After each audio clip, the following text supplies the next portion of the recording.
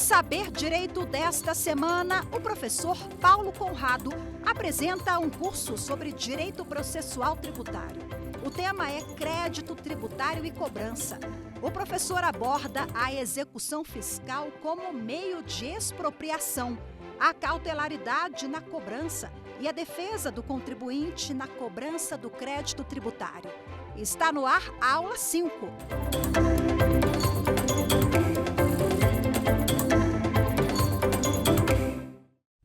Olá, bem-vindos à TV Justiça, ao Saber Direito, nessa série que está especialmente destinada ao processo tributário, especificamente à execução fiscal. Eu sou Paulo Conrado e estou com vocês aqui trabalhando esse tema que me é muito caro, por duas razões. Eu trabalho com isso na Justiça Federal de São Paulo, sou titular de uma vara especializada em execução fiscal, e porque esse é o tema com o qual eu opero no plano acadêmico, no mestrado profissional da Fundação Getúlio Vargas. Nesse específico encontro, que é um encontro de fechamento, nós vamos retomar uma premissa que foi lançada logo no início, quando nós começamos o nosso contato. Talvez vocês tenham na memória a afirmação segundo a qual o processo de execução tem por propósito promover a expropriação do patrimônio do devedor, do contribuinte remisso, aquele que se encontra em estado de inadimplemento. Evidentemente que, a par da via executiva fiscal, caminhos outros há. Nós tivemos ensejo de falar sobre a importância que ganhou nos últimos anos os meios alternativos, mas de toda forma, como última ratio, como última razão, a execução fiscal está aqui, posta à nossa disposição, ou melhor, à disposição da Fazenda Pública, na intenção de realizar, de fazer efetivo o crédito tributário inadimplido. Nesse momento, no momento em que nós fizemos essa advertência, eu fui explícito ao lhes dizer que nela, execução, nós não temos espaço para discussão do crédito. Execução não é processo forjado para debater a exigibilidade do crédito, senão para realizá-la, ainda que isso importe na expropriação forçada do patrimônio do contribuinte. Mas isso não quer significar que o crédito exequendo é um crédito insubmisso à discussão. É possível, sim, que nós tenhamos a articulação de defesa em relação ao crédito que está sendo executado. Nós já tivemos oportunidade de verificar que durante o ciclo procedimental da execução há uma espécie de muro divisor materializado pela figura dos embargos. Lembram-se? São duas, basicamente, as fases que caracterizam o ciclo procedimental de uma execução fiscal. A primeira fase, preparatória da expropriação, a segunda, propriamente expropriatória. Entre uma e outra, possível a articulação dos embargos, que se apresentam para nós como primeiro movimento de defesa de uso possível no bojo de uma execução fiscal. Mas vejam, os embargos, não estão inseridos na execução. Eles podem ser opostos, funcionando como uma espécie de muro divisor da primeira para a segunda fase. Formalmente falando, os embargos à execução, ou embargos do devedor, como se usa dizer também, operam como uma ação autônoma, cujo objeto é a desconstituição do crédito estampado na certidão de dívida ativa. Do ponto de vista material, quando nós falamos em embargos, nós podemos agora sim nos aproximar da ideia de defesa. Isso porque, vejam, quando embarga a execução e pede a desconstituição da CDA, o contribuinte está resistindo à pretensão executiva. De um lado, a Fazenda postula a expropriação forçada do patrimônio do devedor. De outro, o contribuinte, apresentando embargos, resiste a essa pretensão. Podemos, de fato, reconhecer que há, portanto, nos embargos, um quê de defesa. Muito embora, formalmente falando, temos que insistir, os embargos, se apresentam como uma ação autônoma. Mas e tematicamente? Como é que nós tratamos os embargos? Quais são os assuntos que podem ser trazidos pelo contribuinte, que podem ser trazidos pelo devedor para resistir à pretensão executiva? É bom que a gente comece, quando falamos de defesa do executado, quando falamos de defesa em execução fiscal, é bom que a gente comece falando dos embargos, justamente porque essa figura é a mais abrangente de todas. Todos os temas de fato e de direito que são potencialmente um óbice para a exigibilidade do crédito executado podem ser levantados pelo contribuinte através deles, dos embargos. Existem algumas objeções impostas pela legislação, mas que têm que ser olhadas sempre com um grano salis. Uma dessas objeções, talvez a mais recorrente em termos práticos, diga respeito à compensação. Compensação, nós sabemos, é uma figura que deriva do direito civil. Segundo essa figura, segundo esse instituto, aquele que é, ao mesmo tempo, credor e devedor, pode se opor à cobrança da dívida dizendo simplesmente que é credor. Singelamente, a compensação representa esse jogo, essa troca de crédito com débito, débito com crédito. Pois bem, quando nós transportamos essa ideia para o direito público, especificamente para o direito tributário, ela sofre temperamentos. O contribuinte não pode dizer que deixará de pagar determinado tributo porque é credor da fazenda pública. Essa situação, que representaria um desenho, um esboço, um rascunho da ideia de compensação, pode até ter uma certa lógica, digamos assim. Mas, operacionalmente falando, na perspectiva jurídica, ela não funciona. Não é dado ao contribuinte em embargos dizer que a dívida que está sendo dele cobrada é inexigível porque ele, contribuinte, é credor da fazenda pública. Agora, no plano federal, lembremos que existe lei que autoriza a compensação. Só que essa compensação autorizada no plano federal requisita o cumprimento de uma série de pressupostos, inclusive pressupostos formais. Ela precisa ser declarada através de um formulário específico, um formulário eletrônico, naturalmente, mas ela deve ser processada no âmbito da Receita Federal para que seja, ao fim e ao cabo, homologada. Essa situação a que nós estamos aqui nos referindo, de um eventual indébito que o contribuinte tem a seu favor e que foi regularmente compensado dentro do sistema da Receita Federal, isso sim é de possível articulação através dos embargos. E a razão para isso, meus caros, é absolutamente singela. O artigo 156, inciso 2º do Código Tributário Nacional, anuncia que extingue o crédito tributário a compensação.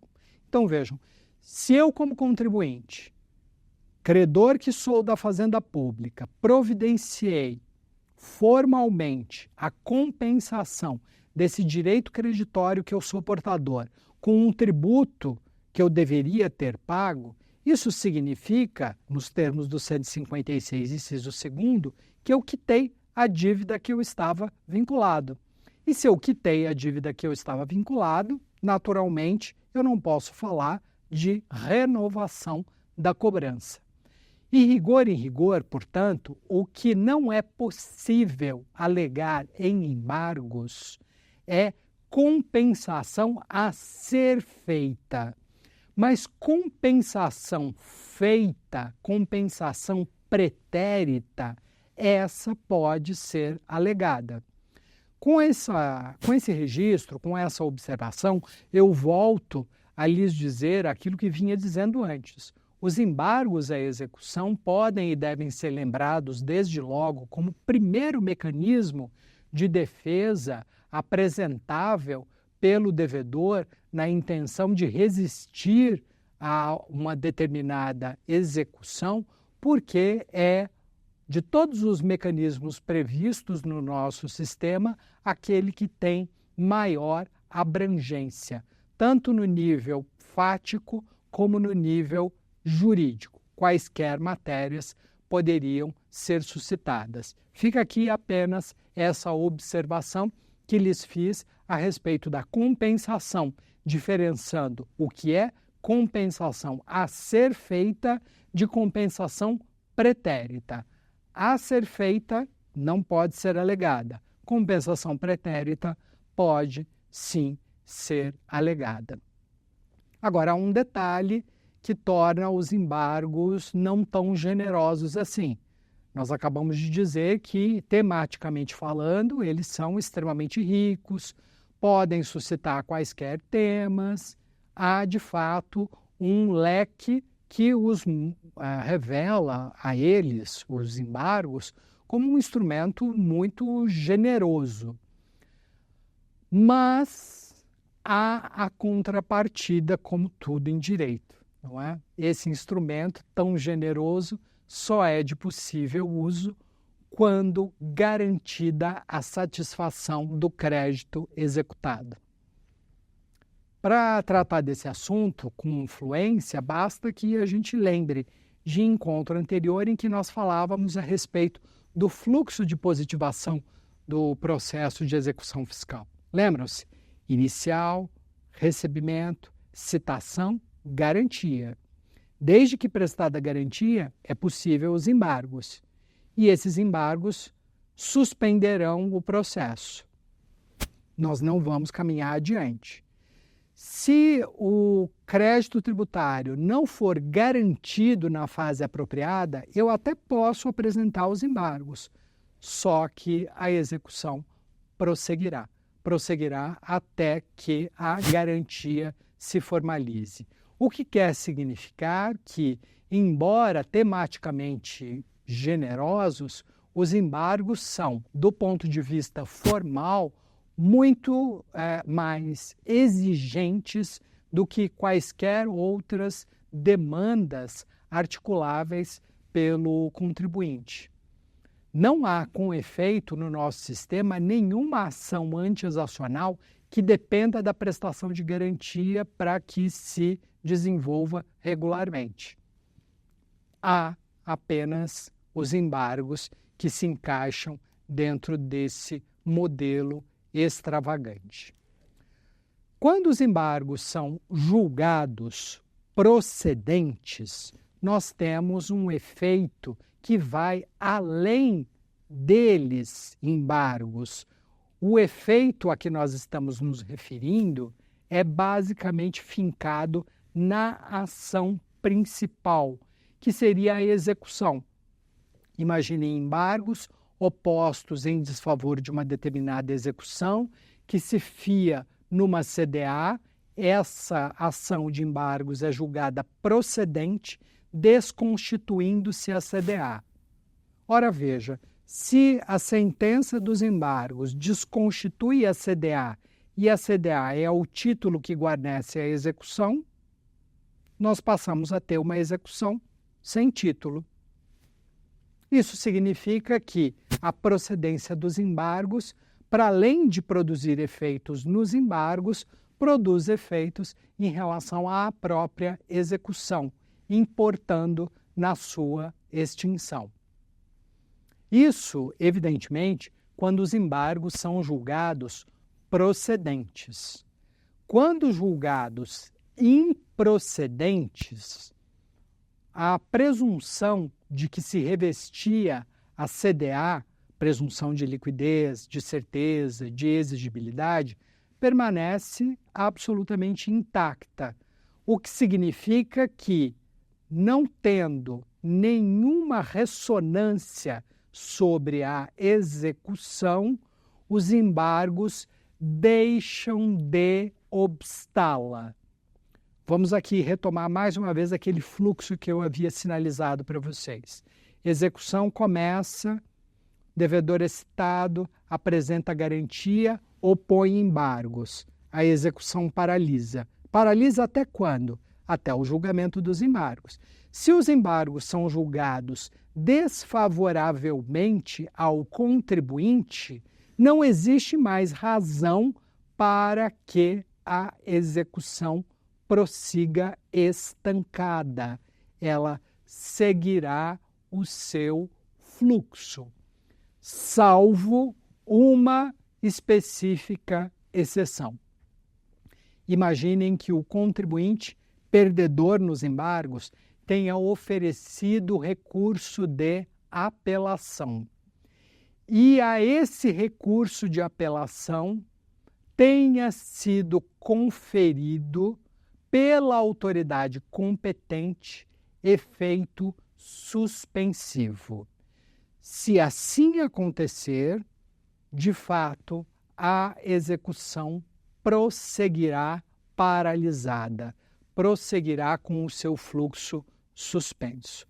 Mas isso só acontecerá, repito, se essa situação que lhes descrevi se materializar. Vale dizer, o contribuinte apela, a sua apelação é recebida pela autoridade competente, que é o relator no tribunal, com efeito suspensivo. De resto, ficamos com a regra geral, segundo a qual, da improcedência dos embargos, deriva a possibilidade de seguirmos adiante com a execução, mesmo que pendente a apelação, mesmo que pendente recursos ofertados pelo contribuinte. Aqui é necessário fazer um destaque bastante importante. Estamos falando que a execução prosseguirá, mesmo na pendência do recurso de apelação, já que a apelação não fora dado o efeito suspensivo. Imaginem que assim tenha acontecido. O relator não deu efeito suspensivo à apelação, prossegue a execução. Até quando a execução prosseguirá? Essa é uma pergunta extremamente relevante porque, vejam, se a execução prosseguir indefinidamente, nós vamos chegar à satisfação da fazenda, à entrega em favor da fazenda do produto por ela requerido, que é o valor correspondente ao crédito tributário inadimplido. Isso, naturalmente, é indesejável, porque nós teríamos como que a transformação nessa hipótese da ação de embargos à execução numa ação de repetição de indébito. Imaginem que curioso. O sujeito embargou a execução, perdeu, apelou, ganha na apelação. Só que no momento em que ele ganha na apelação, a garantia que ele prestara lá na execução essa que prosseguiu, já se realizou, já se materializou, satisfazendo a fazenda. Como nós vamos fazer para reverter o status quo nessa hipótese? Nós teríamos que pensar numa espécie de repetição do indébito. Isso é incompatível com a cláusula do solve et repete, uma cláusula que advém com a Constituição de 88, um dos marcos da democracia tributária no nosso país. Até então, era muito comum nós falarmos, quer discutir tributo? Discute, mas primeiro você paga. Depois, se ganhar, eu te devolvo. Com a Constituição de 88, essa narrativa foi afastada. Então, vejam, nós não podemos interpretar um problema processual de modo a induzir o contribuinte na direção da cláusula solve et repete. Por isso, talvez nós tenhamos que ficar muito atentos sobre os limites do prosseguimento da execução.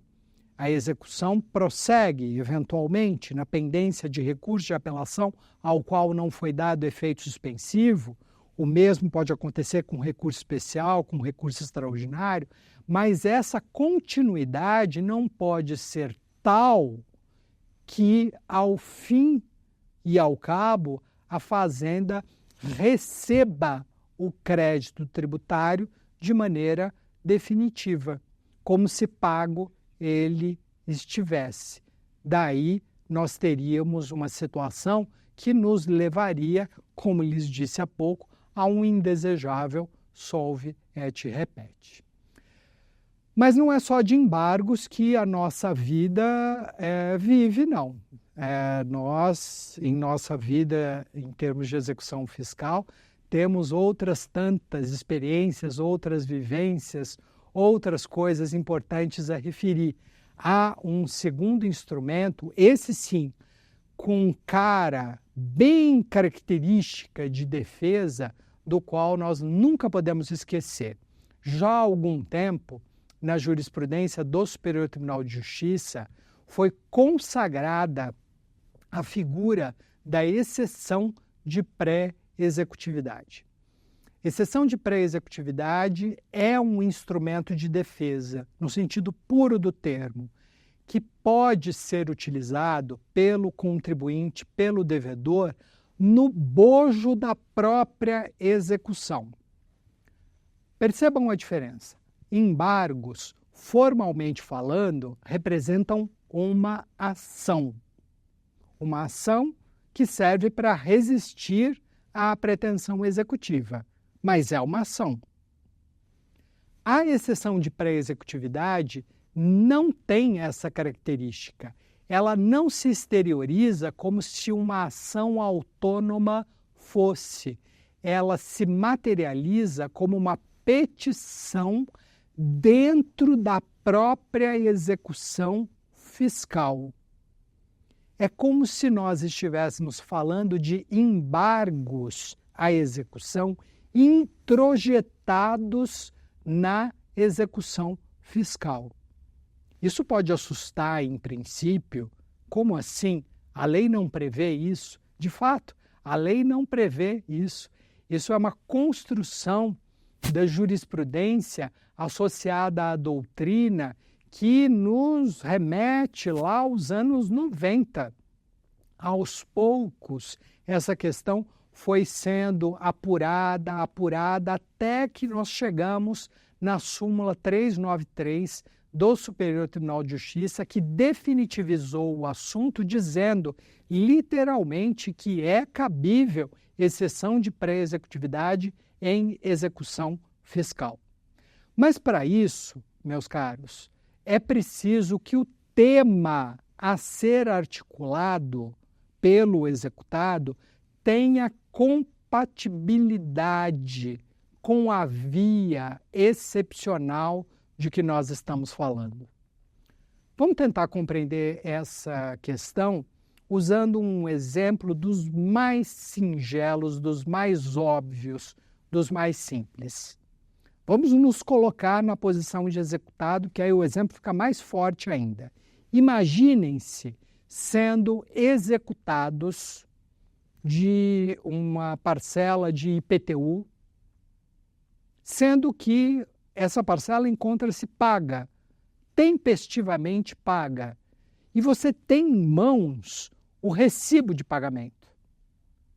Se nós formos pensar de uma maneira matemática, linear, de uma maneira fria, o que nós teríamos que fazer para que essa questão, a questão do pagamento, fosse reconhecida pelo juiz?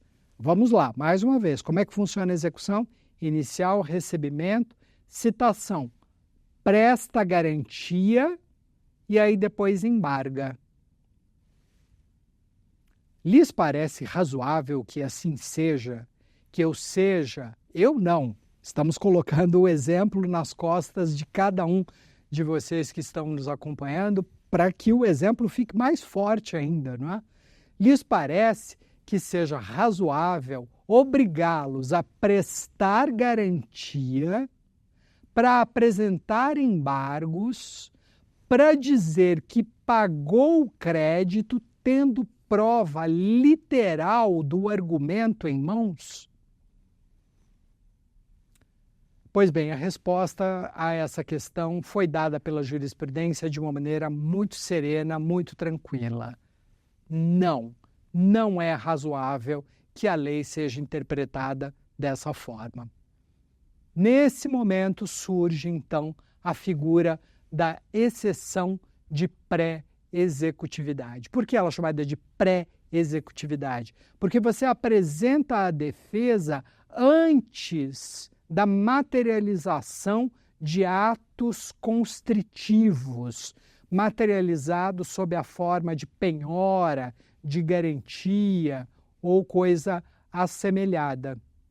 Mas para que assim aconteça, vejam, é preciso que o tema que vai ser articulado pelo contribuinte esteja guarnecido de prova documental incontrastável, prova literal, como nesse exemplo que eu lhes dei do pagamento. Um exemplo extremo, mas que serve para ilustrar o campo de incidência da exceção de pré-executividade. Nós temos que tomar um pouquinho de cuidado em relação a esse espectro que domina a exceção de pré-executividade, porque existe o hábito, às vezes não muito apropriado, de dizê-la como, ou melhor, de qualificá-la como um instrumento apto para veiculação de matérias de ordem pública. O que são matérias de ordem pública? Matérias de ordem pública são aquelas cognoscíveis de ofício, aquelas que o juiz pode conhecer de ofício. De fato, nós temos uma coleção abundante de temas nesse sentido mencionáveis. Nós poderíamos aqui falar sobre hipóteses de prescrição, prescrição intercorrente, decadência, são todos temas cognoscíveis de ofício. Mas há situações em que nós conseguimos apurar decadência, prescrição ou prescrição intercorrente sem prova. A resposta a essa pergunta fica no próprio tom em que eu a formulei. Evidentemente que não. Há situações em que a decadência por hipótese, embora a matéria de ordem pública, não será cognoscível de ofício pelo juiz pelo simples fato de ser necessária a produção de prova no bojo do processo. E o juiz não é agente produtor dessa prova. A prova deve ser trazida pelo executado, pelo interessado. E a partir do momento em que a prova é trazida pelo interessado, pelo executado, percebam, o que acontece? Nós já não temos a matéria sendo conhecida, sendo alvo de cognição de ofício. Embora abstratamente cognoscível de ofício, em termos concretos, a temática não está submetida a essa espécie de cognição de ofício, porque ficou na dependência de produção de prova. Percebam que o exemplo oposto acontece na situação de pagamento, que eu lhes mencionei antes. Pagamento é matéria de ordem pública? Evidentemente que não. Matéria de ordem pública é aquela que pode ser conhecida de ofício. Como raios a autoridade jurisdicional vai conhecer de ofício a ocorrência de pagamento? O pagamento precisa ser alegado e provado pela parte a quem interessa esse fato jurídico. O que nos leva à conclusão de que ser a matéria de ordem pública ou não ser a matéria de ordem pública é quase que um indiferente dentro desse quadro. O que é efetivamente relevante para a gente definir o espectro de alcance da exceção de pré-executividade? Mais do que a matéria ser assim ou assado, de ordem pública ou não, é a qualidade da prova a que essa matéria está colada.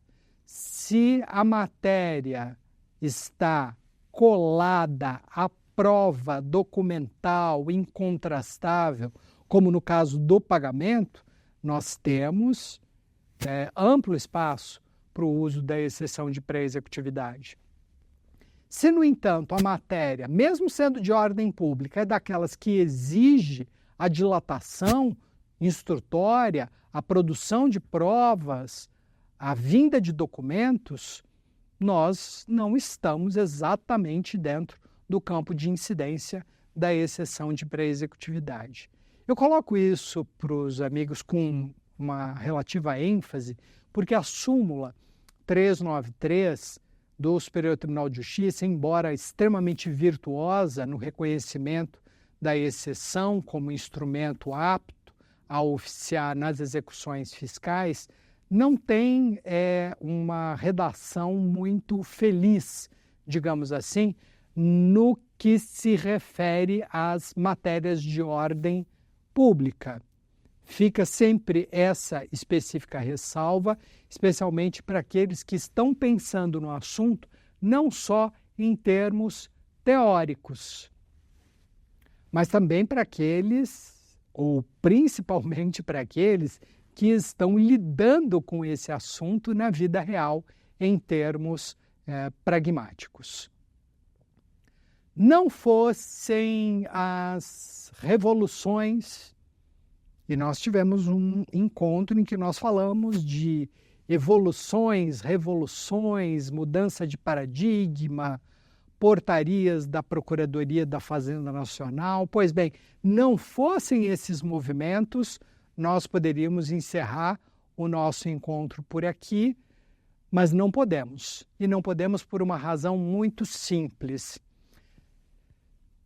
Todos devem se lembrar que nesse processo de mudança paradigmática em que nós percebemos uma tentativa, até então bem-sucedida, de aproximação de fisco e contribuinte, numa dialogia direta, com menos belicosidade, menos beligerância, deixando-se um pouquinho de lado a questão da judicialização, devem todos se lembrar que quando falávamos a respeito desse assunto, mencionamos a portaria 33 da PGFN.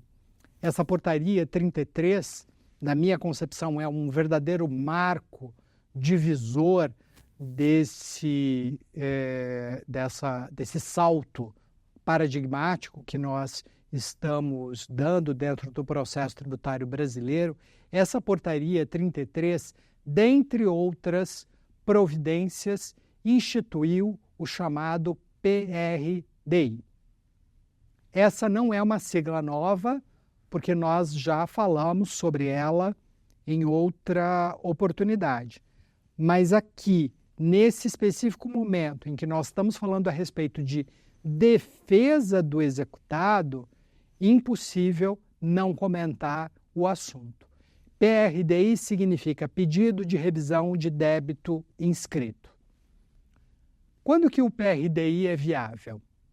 Vejam, dentro da estrutura da portaria 33, que deve ser vista de uma maneira holística para que o assunto seja compreendido naturalmente, há a previsão de que, inscrito o crédito em dívida ativa, a Procuradoria notificará o contribuinte, que pode, dentre 4 diferentes condutas, assumir uma: pagar, negociar o pagamento, apresentar garantia, ainda na esfera administrativa, e 4, apresentar PRDI, pedido de revisão de débito inscrito. O débito já está inscrito em dívida ativa. O procedimento de inscrição é um procedimento conduzido pelo procurador e nesse procedimento, não existe contraditório, o que não significa que o procedimento é inconstitucional, porque o crédito tributário ele é constituído numa fase predecessora, na fase de lançamento. E na fase de lançamento, naturalmente, nós temos a outorga de contraditório, ampla defesa. Pensemos sempre de maneira holística, nós não podemos fragmentar as coisas e rotulá-las de acordo com a fatia que nós encontramos, sob pena de cometermos aí erros que podem nos prejudicar sensivelmente. Então vejam, o crédito tributário é constituído por lançamento de ofício. O fisco notifica o contribuinte do lançamento, dando-lhe oportunidade de apresentar impugnação. Apresentada essa impugnação, a exigibilidade do crédito fica suspensa até o esgotamento da instância administrativa. Imaginando que o crédito tenha sido mantido. Percebam que ele foi mantido, mas houve a participação do contribuinte no processo de formação desse crédito. Oportunizou-se ao contribuinte a chance de fala, contraditória e ampla defesa estão ali cravados. Acabou-se essa história, o crédito está definitivizado, mas não foi pago. Sobra levá-lo ao procedimento de inscrição em dívida ativa. E imagine que ele o é mesmo.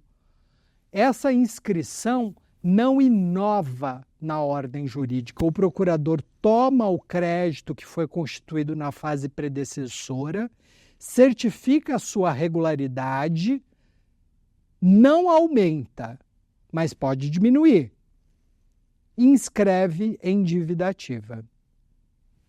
A grande novidade trazida pela portaria 33 é que, tão logo tenha sido inscrito em dívida ativa, o crédito é ao contribuinte notificado para que ele faça uso de uma daquelas 4 alternativas que eu lhes mencionei, dentre elas a apresentação de PRDI.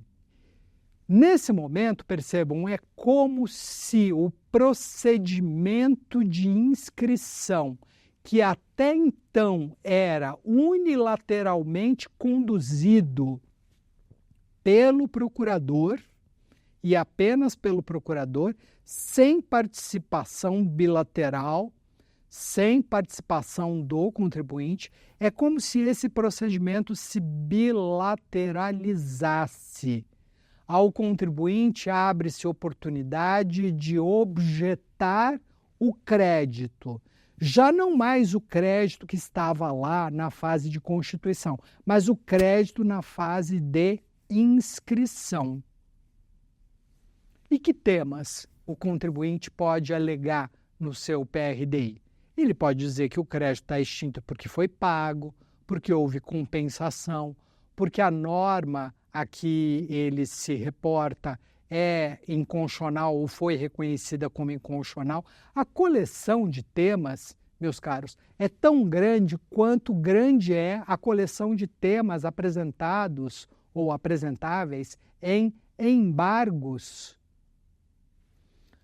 O que significa que o PRDI se introduz no nosso sistema como um mecanismo de defesa extremamente importante e que pode resolver os eventuais desvios na constituição do crédito, na inscrição do crédito, antes mesmo dele ser judicializado, porque nós estamos falando de um procedimento que transita na Procuradoria da Fazenda Nacional. Como é que isso se dá em termos práticos, né? O contribuinte apresenta ao PRDI o procurador da Fazenda Nacional. Num juízo de deliberação preliminar, avalia a pertinência das alegações do contribuinte. Certificada essa pertinência, serão realizadas audiências, ou melhor, reuniões para produção de provas, para levantamento de dados. Se alguns desses dados estiverem na posse da Receita Federal e não propriamente da Procuradoria, ao procurador caberá requisitar à Receita Federal o fornecimento desses dados. E com isso nós temos a formação de um caderno de provas que permite ao procurador, no fim das contas, manter o crédito, extingui-lo ou alterá-lo de modo a diminuí-lo. Em qualquer dessas situações, percebam, nós temos uma tentativa clara, trazida pela portaria, de reduzir o nível de judicialidade, o nível de judicialização que decorreria do emprego dos meios tradicionais. Os meios tradicionais, aqueles que nós mencionamos antes. Embargos à execução de um lado, exceção de pré-executividade de outro lado.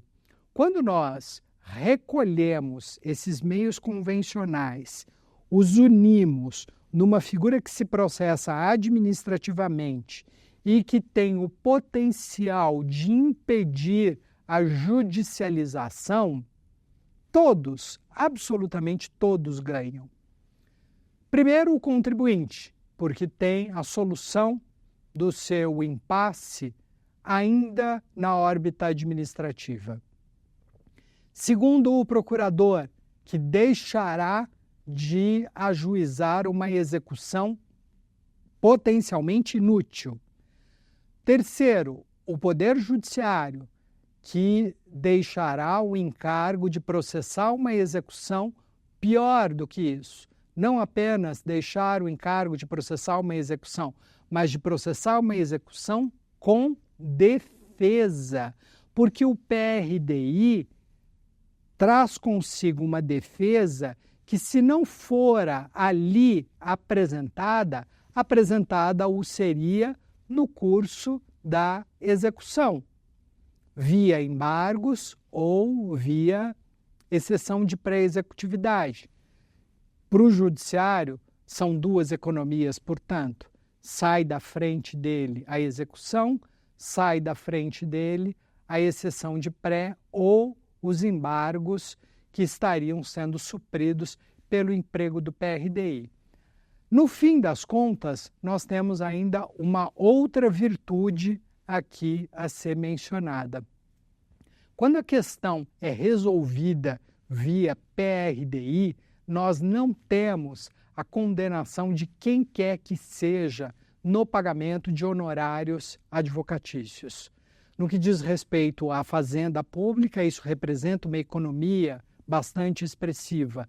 No que diz respeito aos contribuintes, nós podemos dizer da mesma forma, porque, em rigor, quando uma execução é ajuizada, a ela se soma, a ela se adiciona quase que universalmente, isso vale para todas as fazendas, por isso que eu digo quase que universalmente, a ela se adiciona um encargo substitutivo dos honorários advocatícios.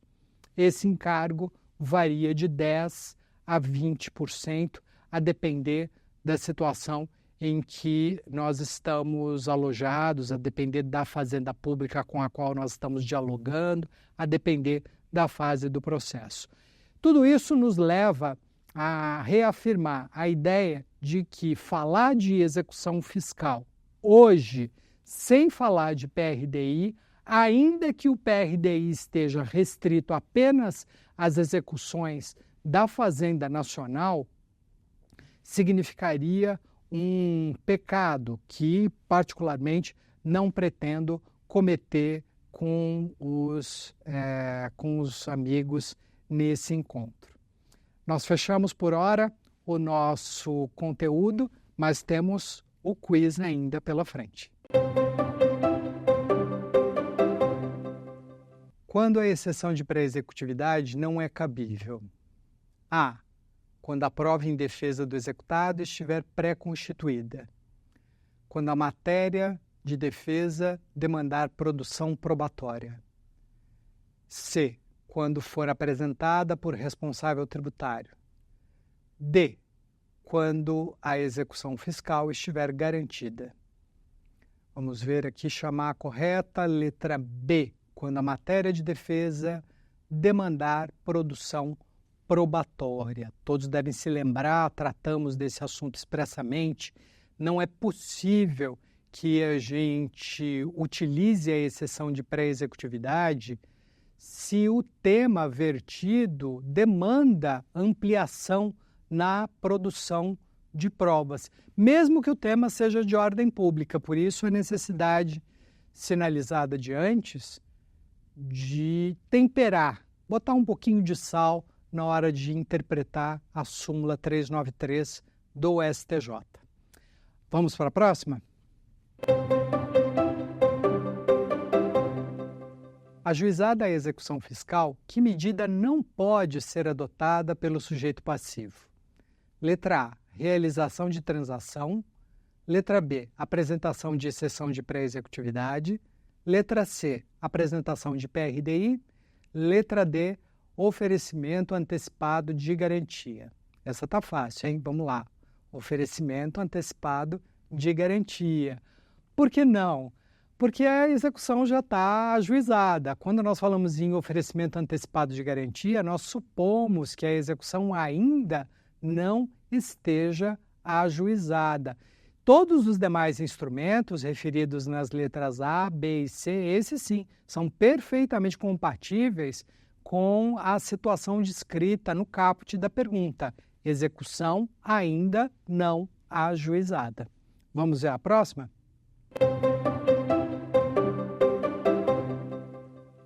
Nos termos da portaria PGFN 33 de 2018, o PRDI, letra A, não pode ser apresentado após o ajuizamento de execução fiscal.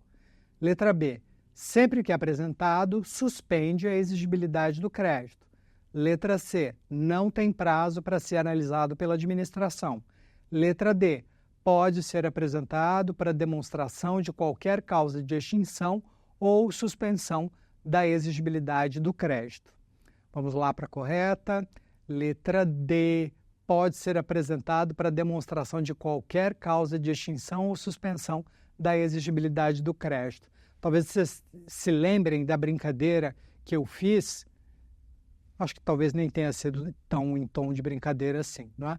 Mas que o PRDI seria tão alentado, tão generoso quanto os embargos. E daí a certeza segundo a qual, através deles, é possível a alegação de qualquer causa extintiva ou suspensiva da exigibilidade do crédito. É isso, meus caros.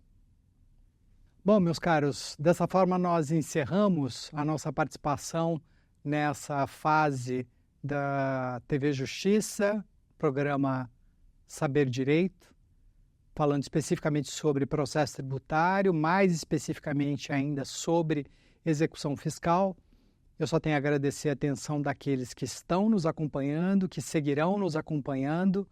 Nós estamos à disposição de todos, somos encontráveis nessas redes sociais e falando muito sobre execução fiscal.